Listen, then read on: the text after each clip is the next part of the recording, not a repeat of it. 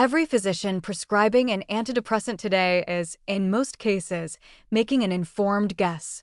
They're selecting from a class of medications based on symptom profile, tolerability considerations, and clinical experience, and then waiting, sometimes weeks or months, to find out whether this particular patient's biology will respond to this particular drug at this particular dose. If it doesn't work, they try another.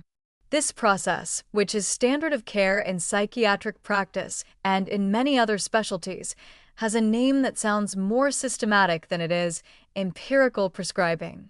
A more honest description would be pharmacological trial and error, and it has real costs in time, suffering, and in some cases life. Pharmacogenomics offers a fundamentally different approach.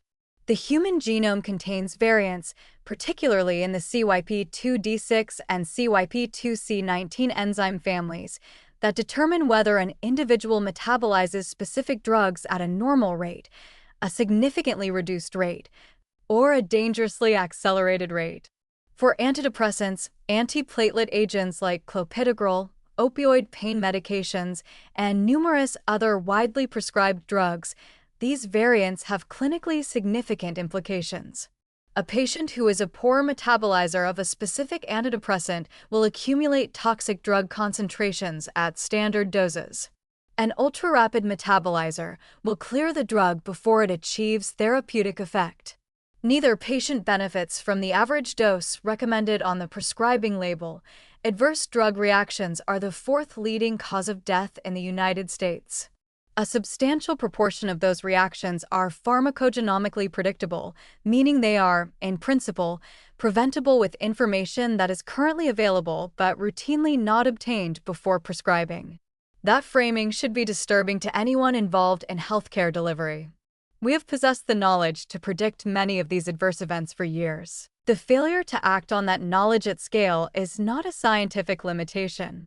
It is a systemic one. Companies like Genomind and GeneSight have made psychiatric pharmacogenomic testing commercially accessible, and the FDA has updated drug labels for over 200 medications to include pharmacogenomic information. The science has moved. The clinical culture has been slower to follow for reasons that are partly about physician education, partly about insurance coverage reluctance, and partly about institutional inertia in prescribing systems that have operated on the empirical model for so long that changing it feels administratively complex. The equity dimension needs emphasis. Pharmacogenomic research has historically been conducted predominantly in populations of European ancestry, which means that variant databases used to guide prescribing decisions are less complete and less predictive for patients of African, Asian, and indigenous descent.